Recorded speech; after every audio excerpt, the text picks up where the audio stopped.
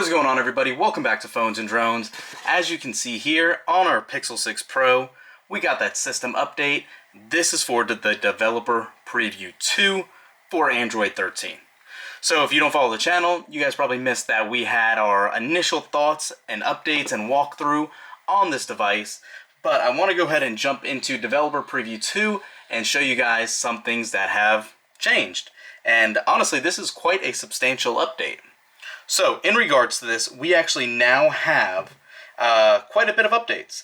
We have notification permissions, and what notification permissions are exactly what it sounded.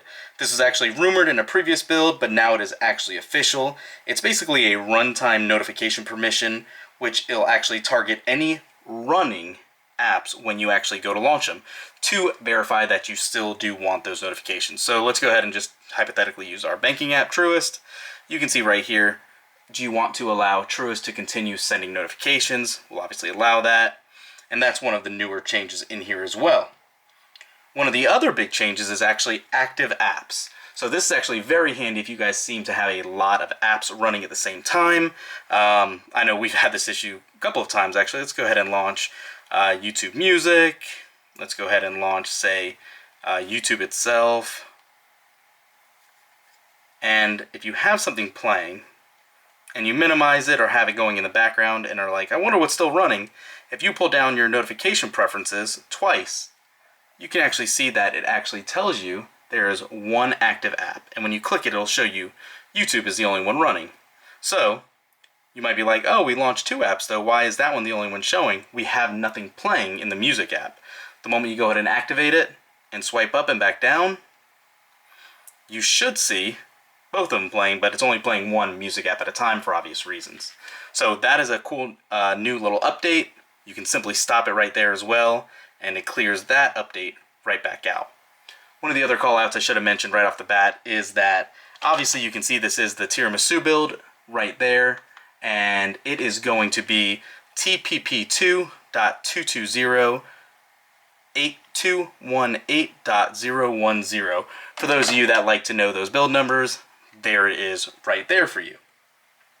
Now moving on beyond that, there are some tweaks in the quick panel settings. I'm not sure if you can see that or not. If you look at the screenshots in the active app section above, you'll see that some of the quick settings have a little bit of changes, like I said. One kind of weird new change is that the Do Not Disturb mode is actually called Priority Mode now. And that's kind of weird just because literally on every other device, it has always been known as DND, or Do Not Disturb, but clearly right here, nothing's changed aside from the name. This is everything Do Not Disturb mode used to be, just now named, well, Priority Mode. Moving on beyond that, one of the other newer changes, if you go ahead and launch your settings menu and look for display and fonts, let's just actually look at display. You can see display, size, and text is now housed all under one area. Just a minor little tweak, but one nonetheless I wanted to show you guys. Nice little adjustment there as well. One other thing I didn't know if you noticed, when we actually launched that YouTube Music app, the media player in quick settings got a little bit of a refresh. So if we launch this back and minimize it, you'll see a couple of the graphics have changed. It looks pretty nice, honestly. You can obviously adjust it and play with it here as you need. Excuse me. I believe this might have been active in a prior one, but I'm not 100% sure. If you actually go to your quick settings, there is a new one for QR code to make sure it's active if you like using that feature.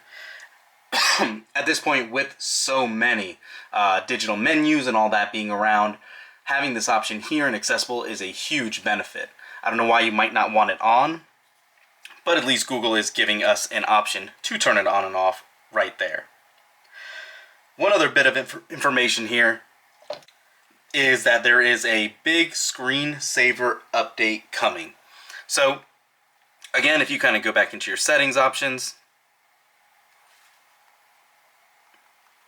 and this is long overdue, but if you actually jump into screensaver, you can see right off the bat there is a complete new graphic here, kind of showing you what's going on. I don't personally use the screensaver function on Android, but Google appears to be working on some big improvements here as well.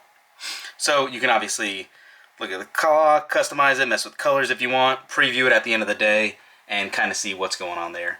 I don't know why you would necessarily want to use this, but it is a feature baked in. Always good to have. Let me know down below if you guys use this function regularly. There are some other adjustments here, but we're not going to touch on them right now because they relate to Android L being in 13, but that is exactly what you would really expect from the next build of Android L being 13.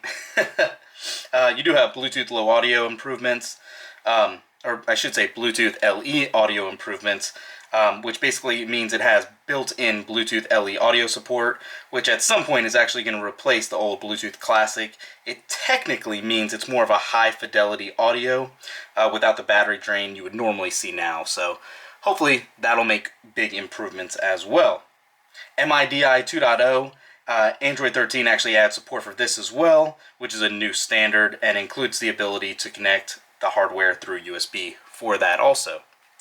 Last thing we saw is a developer downgrade option. So if app changes or no longer needs to have a certain permission, developers can now use Android 13's API to downgrade that. Pretty nice addition as well right there. So having said all that, you can see that's quite a bit of stuff going on in this new version of Android.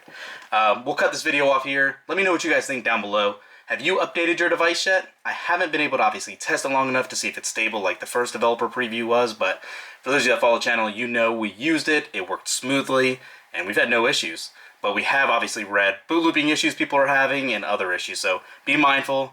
This is on track for a beta next month. This is still a developer preview if you want to dabble in it. Thanks for watching, guys. We'll catch you in the next one. Peace.